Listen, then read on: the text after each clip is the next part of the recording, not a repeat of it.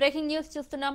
కాంగ్రెస్ ప్రభుత్వం నిర్లక్ష్యం వల్ల రాష్ట్ర వ్యాప్తంగా రైతులు తీవ్ర ఇబ్బందులు పడుతున్నారని మాజీ మంత్రి హరీష్ రావు ఆగ్రహం వ్యక్తం చేశారు. రేవంత్ మాటలకు చేతలకు అసలు పొంతన లేదన్నారు.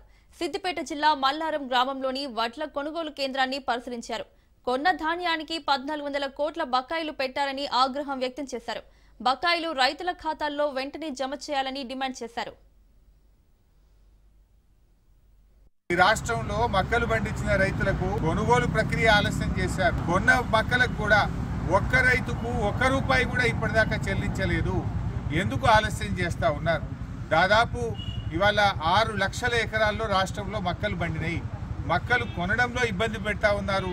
ఆ కొన్న మక్కలకు కూడా డబ్బులు ఇవ్వడం లేదు. వెంటనే మక్క పండించిన రైతులకు రాష్ట్ర వ్యాప్తంగా డబ్బులు విడుదల చేయాలని చెప్పి ప్రభుత్వాన్ని డిమాండ్ చేస్తా ఉన్నాం. ప్రభుత్వం దాని మీద రివ్యూ చేయాలని చెప్పి మేము కోరుతా ఉన్నాం. ఎప్పుడు రాజకీయాలే కాదు కదా, రైతుల గురించి కూడా పట్టించుకోండి. రైతులకు మీరు అన్ని మోసమే చేసినారు. ఇవాళ పత్తి రైతుల పరిస్థితి కూడా ఆగముంది.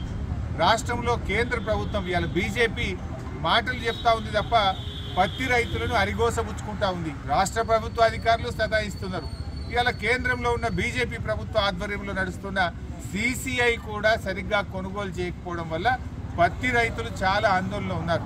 ఒకవైపు అకాల వర్షాల వల్ల పత్తి అంతా కూడా నల్లబడిపోయింది, పూత రాలిపోయింది. పత్తి రైతులకు దిగుబడి తగ్గింది, పెట్టుబడి కూడా రాని పరిస్థితి ఉన్నది. రోజుకు రాష్ట్రంలో 2-3 రైతులు ఆత్మహత్య చేసుకుంటా ఉన్నారు. ఎక్కడో ఒక దగ్గర రాష్ట్రంలో పాపం పత్తి రైతులు పంట దిగుబడి రాక, పెట్టుబడి రాక అప్పుల పాలైపోయి రైతులు ఆత్మహత్య చేసుకుంటున్నటువంటి పరిస్థితి ఉంది. పత్తి రైతులకేమో బీజేపీ ప్రభుత్వం 7 క్వింటాళ్ళు గ్రేడ్ 1 గ్రేడ్ 2 అని వాళ్ళు మోసం చేస్తారు. మక్క రైతులకేమో రాష్ట్ర ప్రభుత్వం కొనడం ఆలస్యం, కొన్న మక్కలకు ₹1 కూడా ఇప్పటిదాకా ఇయ్యదు.